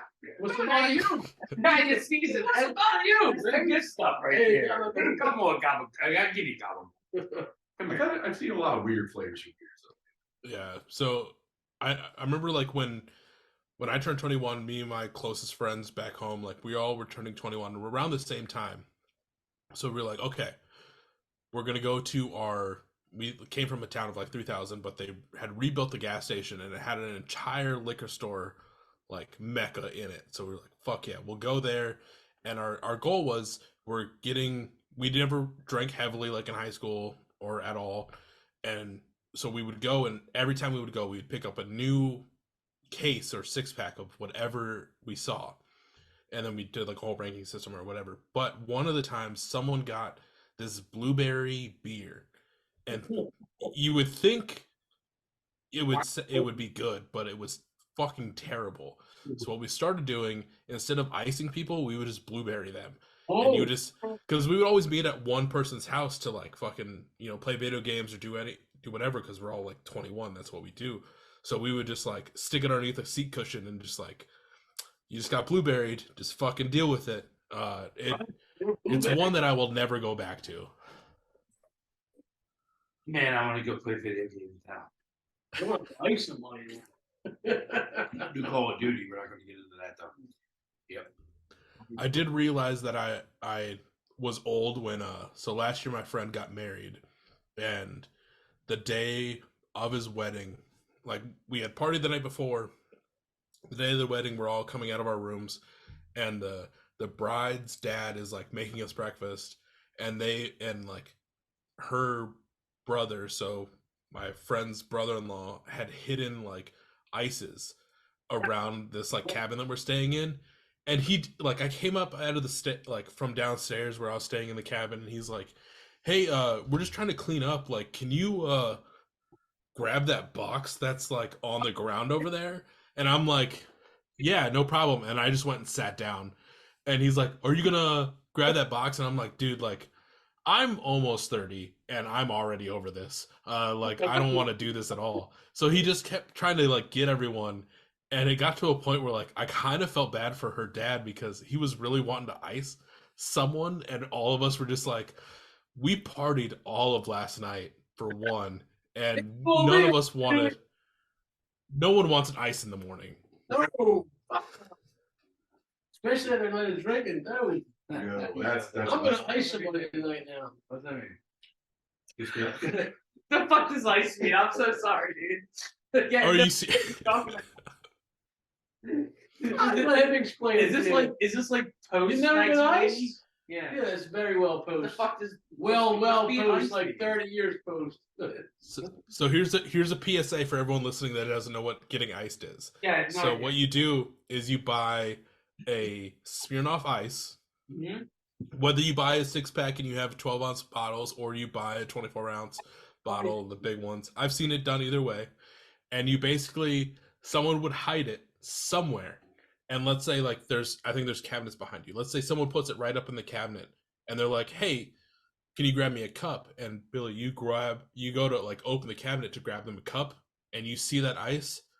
You have to take that Smirnoff Ice and down it at that exact moment. It sounds like the greatest fucking game of all time. Did you taste the Smirnoff Ice recently? Yeah, it's Dude, terrible. First of all, I'm older. I did it with Ziva. It's the same shit. Same thing. I would do it. That's easy. Ice the shit out of me. Ice me every morning to help me get out of fucking bed and go to work. You realize like, So- like we set up like the next 5 years of his life. Yeah. Ice the shit out of these fuckers, dude. I was just gonna say, like, I know what the next video for you guys is just icing him the entire time. Agreed. We're all gonna get ice and fuck the next practice, right? Oh, I'm gonna ice myself, dude. Everyone that's going to the next Seeing Snakes show, make sure you bring a lot of ices just Yeah. for Billy. Yep. Natty ice, please. Oh, Uh, fucking lateral. Jesus. I'm not lateral, dude. Liquid ass. Yeah, this is liquid ass. I remember one time someone offered me. They were like, "Hey, do you want a beer?" And I was like, "Yeah." And they handed me a natty ice, and I was like, "No, I'm good. Like, I don't need a drink today." Sorry. I've had that. I think the I worst, I don't need it that bad. I retract my statement. I think the worst. Worked at a beer distributor for a little bit, and they gave me a case What of fucking jobs have you had? Done that. a 24 ounce case of 24-ounce cans of Molson Triple X. Oh Oh, God, that's good shit. Yeah. What's that? That's good shit. Wasn't that your aunt? Dude, that stuff tastes. That stuff tastes It's like she would like steal up your uncle. Hey, dude, I get my balls broke because I absolutely love Yellow Jackets. I love fucking Coors Banquet. Ooh, yeah, hell My yeah, balls are drinking Coors Banquet. I love Coors Banquet. dude, fuck yeah. Banquet's the shit, dude. Yeah, but nobody knows what bank. They just know what Coors Light is. Yeah, exactly. Well, when I took my trip to Colorado, we went to Golden, Colorado, which is where the brewery was. Well, they didn't have tours for some reason. It was shut down. I wanted to go so bad to the Coors Light Brewery. I would have had banquets all day. I got shit Yeah, faced. nobody knows. I what went to bank Red is. Rocks and yelled at people. Really, I mean, fucking love people. So as we start to wind down here, I have, it's been a great fucking night for one. I want you guys all to know that. But I have two final questions for you. One, for people that are watching the YouTube version, they have noticed that there have been bottles of hot sauce on the table this entire time.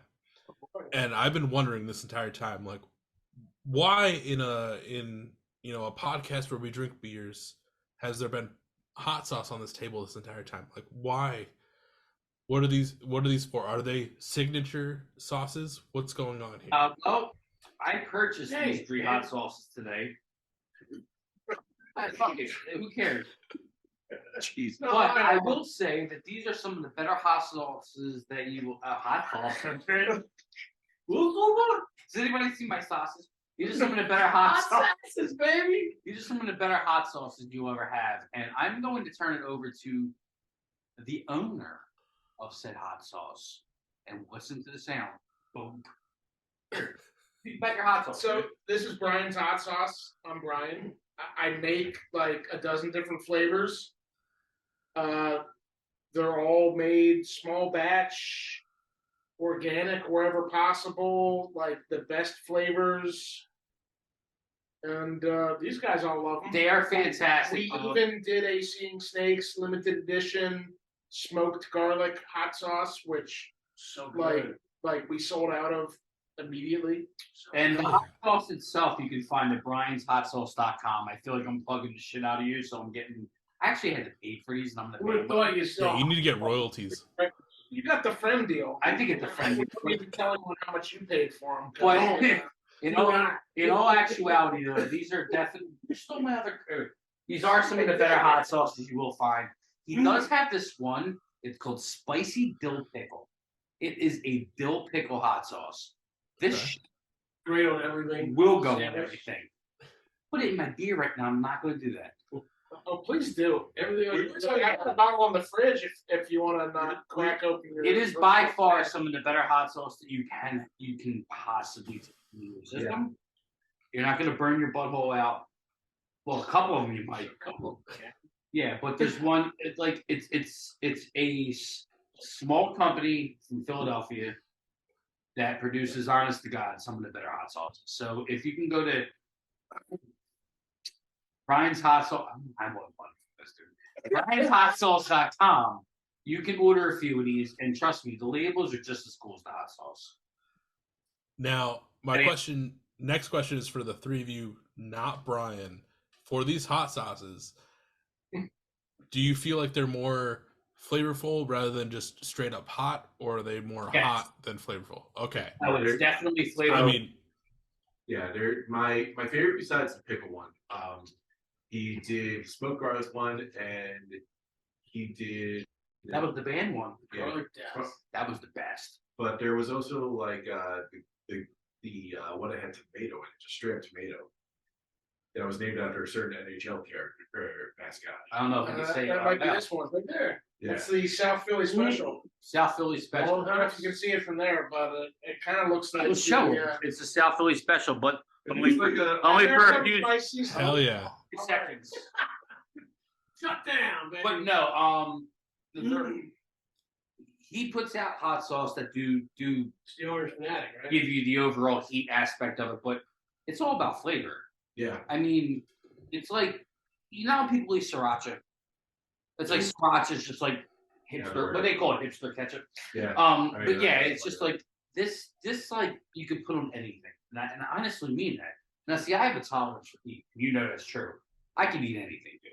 I'll eat that fucking mini fridge straight up. She gets weird. I got some Carolina Reapers over there if you want to. You can lick my butthole. Like But- right here. No, but this honest to God is some of the better hot sauce that you can have. I keep plugging this, dude. Should I not be a partner in this shit? You're the marketing of this at this point. Oh, But Brian, that's awesome that you're doing these hot sauces, and the fact that everyone is agreeing, like obviously it's flavorful with some heat, like rather than some hot sauces that are out there that are just straight up heat and a little bit of flavor. You want that flavor in a hot sauce. If I'm gonna burn my mouth, I want to at least taste something decent. About we send you some. Oh, we're going to. Well, I was gonna say I heard the website. We'll talk about the website in a little bit. I was gonna Fair. probably have to order some. We'll make this happen. Yeah. Now we'll square up after. Yeah, we'll figure it out. We'll figure it out. Don't worry. But Really Italian. No. before I let you guys go, there's one question that has been coming up, reoccurring for Philly bands in general. I know some of you guys have listened to some episodes. You might know this question coming. You guys might have been anticipating this question this entire time. This is where I pull a Sean Evans and I hit you with the hot questions. At this point, hot sauces, tied it back in. Sean Evans, your G, what's up? But in the Philly region, in that whole like tri-state area, there is a big competition between two main gas stations. we got Sheets, we got Wawa. No, really, As a band or individually, how do you guys fall? Sheets Wawa. versus Wawa. What do you guys feel? I mean, I'll be on the Wawa. We don't have Sheets here. So Sheets is a little bit out of the way. You can't get Sheets actually is get like- Philly. Okay. Outside of Philadelphia and like New Jersey. But I go to Wawa because We have it's 6 Willow Farms now. Yeah, we got So we little have Wawa and farms. Willow Farms. but all honesty, if I was picking between Wawa and Sheets, I would pick Sheets over Wawa. Because you don't go Yeah. to Sheets. No, but Sheets has fucking cheese fries, and Wawa's cheese fries taste It's like what it is. ants. Wawa's falling off. That was garbage, man. Yeah, Don't dude. eat Wawa. But Wawa has pizza now It's that ain't fucking bad. poison. It looks It's bad. It's not bad. Pizza. Come on now. I don't think Wawa's That's good now. not- It's I gotta say, I walked into a Wawa, the pizza And they walk smelled right good. out. Did not, Yeah. but But Sheets is solid. Dude, Wawa's like doing like weird shit. Like they have. What I told you about the second time I got crabs, right? you ever realize, but Honestly, We're like, betraying our city, but I feel like we're more on the Sheets side. yeah, I mean, Wawa does weird shit now. Like they have pizza, which you never had before. They have egg rolls. It's called. no, they had pizza back. We did. It's called be a fucking adult. Go to the It's grocery like- store and make yourself something to eat. Just saying. The human pudding band. The human pudding man. Yeah. So Sheets has deep fryers, and I think that's where they really excel. Young band. You get mozzarella sticks, New Jersey. And they had like all kinds of different Canadian things, and Wawa is pizza. pretty much We just stopped at a hoagies. Wawa. And like I've heard the same thing recently where Wawa is just like doing a little bit too much Yeah. where it fire. just doesn't seem right. Like if you just want a sandwich, then Wawa's pretty good, but Sheets has a little bit more of a menu. Even Right. all in all. Yeah, but Wawa has that one dish. What is it called? One dish. Dorito? So one thing I will definitely say I'm jealous of Wawa's you. got the gobbler, so it's about time for that. One thing I will say I'm jealous of you. You could actually go to a gas station and get beer, whereas our liquor laws in Pennsylvania are. Oh, you can't. No, Nope. So in Minnesota, you cannot get it at a gas station. I can even go to Target and you can get NA beers at Target, but so any beers that I consume on this podcast, I have to go to an actual liquor store. And depending on what town in like the metro you're at, it's either controlled by the city or by like a normal like liquor store entity. Now I definitely miss living in Iowa because you could go to grocery stores, you could go to Walmart, you could go to gas stations, you could go fucking anywhere and get any kind of liquor you wanted to, liquor, alcohol, beer, all that fun stuff. And then I moved to Minnesota and I was like, this fucking sucks. Dude, we share your page. Shit, Dude, that's what we're talking about. Like, dude, we share your man. page. Go to the state store. Fuck that. Hold on, wait. we We go to got the to grocery stores now, though. Like We gotta it's not as answer- bad as it was 10 years ago. I gotta ask him a question. You a Vikings fan? Am I a Vikings fan? I Sounds don't really pay attention to most sports. Okay. So I'm a music fan. Here you go, baby. all right. So we weren't going to Well, judge you on that. I wasn't gonna judge it. I didn't know what was gonna happen. I already said go Birds, so I thought I was on your guys' side already. My man did his research. He down to butter us up. He threw some Crisco in the bed. Well, anytime I have a Philly band on, 99% of the time I can say go Birds, and everyone's like, hell yeah, man, this guy's fucking good shit. So We're more of a go Malort type band. Oh, ooh, yeah. Come on, no, my lord. no Malort, man. A very good friend of mine has been giving people down here Malort for the first time, and he's making a calendar of their face when they drink it. It's going to be. That's gotta be my day. It is mine. Mal- yeah, Malort hit the Twin Cities like summer, I think, of last year for the first time. Besides like people that have like gone to Chicago, like it's actually being like you can go to a bar and like ask for a Malort shot now, Gross. which It's it's like it's terrible. Pay you when you get that? Sorry, what? Do they pay you when you get a shot of Malort? They fucking should. I remember. I feel like this is a good question to end off on. Not bad. My first time having a Malort shot, I was at this basically like this punk fest in the Quad Cities of Iowa, and my friend was like, "Hey, I got you a shot," and I was like, "Tight, cool," and he handed me a shot of Malort, and I took it, and it was god awful. No wonder it was like on sale for like $1 for that Never fest. So I bought him a shot just to round it back out. So to end off, I normally end off on like a high note, but I feel like this is even better. But like each one of you, think about the first time you had Malort. How was it? Oh, I remember it was like drinking. No, wait, I cracked one You again. do like church, they fucking they had that fucking ball, they had the frankincense, myrrh, and all that shit. Fucking, you know what I'm talking about? Well, when the three wise men, You know, when they come down the fucking aisle, and he's got that ball, and he's fucking The Catholic Church. at the Catholic Church. Oh, Well, it crap. tastes like somebody put a fucking like shot of like maybe vodka in that, It was like shut it murder, up, yeah. and just poured it out for everybody. Well, So it tastes like vodka and incense. You know, Malort's a bunch of different bitters. Yeah, I know what it is, but It's mostly worthless. unnatural. Oh, It's bitter, fucking alright. unnatural. I basically, the first time I had Malort, Shit myself. my buddy Mike D gave it to me, and he had this smile on his face. And I didn't know anything. My wife did, but I had no idea what was going on. So the smile, I was like, what the fuck? Look, I drank everything. I'll drink whatever. I drank this thing, and yeah, I swore off a few things that day. One was friendship. Friendship, I questioned friendship that night. Yeah, it checks out. But my wife, I want you to put this on. My wife likes Malort. She does. You want me to put that on or leave it out? Because Yeah. that's a I think all this is on. My wife, Molly Pandoa, loves Malort. No way. Yes. Did she at least lose? Did she at least lose her taste buds from like COVID? Like she like can't taste it or something? No. Like Yeah. She lost her taste buds. Never. I don't. Well, she might have. I mean, she like. at some point, because Malort's like burnt rubber. So that doesn't check out. I think burnt rubber's being generous. Yeah, no, it's very generous. I feel like it's like. I feel like It's very straight generous. up burnt ass hair. I am actually what it tastes like. Who doesn't? I'm a Malort virgin. I haven't had any. Oh, We're good at shit. Oh yeah, you gotta have We're it. gonna give you something to add. Ice and Malort. He's The gonna have first time- He's gonna have a special 15-minute fucking video. First time I had Malort, we were in Virginia Beach, playing with our good friends Invaluable, and You drank Malort then? yeah, one of them said like, "Hey, we got a bottle of Malort. Like this is Oh, the thing you do when you're on the road, like you know, What fucking road? this This stuff stuff's so good." What? Took a shot, did not enjoy it.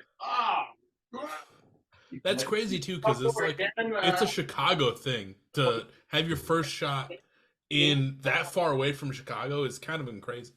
Yeah, they love that shit down in Florida. Did that too long ago. Still regret it. Still Let it tastes run. terrible. When they round. But you know, the punk community, they love Malort for some reason. I don't know what it is. Doesn't make sense. Yeah. There's your envelopes. We're There you go. probably gonna have to get Tim to try it since I don't know He's he's gonna never done drink it. it now. Well, I don't have One access. hundred percent. Now we can get some for you. Well, my friend, sorry about ruining your night, but yeah, sorry about that, but ruined your Tuesday. But I mean, to follow up what we've kind of talked about tonight, one, everyone go listen to Seeing Snakes. The album is amazing. Two, we need to see you do Malort at some point. And obviously we need to see Billy get iced in the next video. Whether you guys do that at the same time or sometime, or maybe when we do this the split album between the Beers the Bands podcast and Seeing Snakes, we'll just do it all then and have a great fucking time. I mean, I'm feeling it. I'm on beer 8 right now. I'm just looking at all my empties right in front of me, which I didn't anticipate doing this on a Tuesday. So I appreciate you guys for doing that. I haven't done this in a while. Well, I've done episodes in a while, but I haven't gotten this far in a while. But you know, Still Standing is such a ripper. It's so great. I've enjoyed talking with you guys tonight. If anyone's looking for merch, music, or just seeing snakes in general, where can they find it? Easiest place to go, famelessrecords.com. That's fameless with a PH, or seeing snakes.com. Either way, you can order records, shirts, CDs, all online. Oh, yeah. And whether you found this episode on, Facebook, Instagram, Twitter, I guess X now, Threads, or you watch the YouTube version, you get to see their lovely faces like I did tonight. Make sure you check those descriptions, hit those hyperlinks, go follow them on all the socials, and be ready for, new music, new EPs, and everything else that they have coming soon. I can't stress enough on the people that need to go listen to Seeing Snakes. I know I have a lot of friends that are here in the Twin Cities that are into, that fast driving punk music. And you guys, the one nice thing that you guys do too is like you guys border that fast pace like punk music, and then slightly like, and I'm probably butchering this at the same time, but like that ogrecore punk music, like your vocals kind of like dive in between of that. So like I know a lot of people in the Twin Cities that are in that lane that'll enjoy this as well. Even some people that are maybe not even in the Twin Cities, go listen to these guys. Go be ready for anything that's coming next. And other than that, I want to go eat something because I'm fucking feeling it, Mr. Krabs, and it's fucking Tuesday, and I don't know why I did this. But everyone go listen to Seeing Snakes. One last thank you to the four of you for stopping by. Dude, and It's been a blast. it's been awesome. Before you sign off, you want to do a shot? I mean, yeah, I happen to have a bottle right in the kitchen. We'll do this real quick. Line them up, You brother.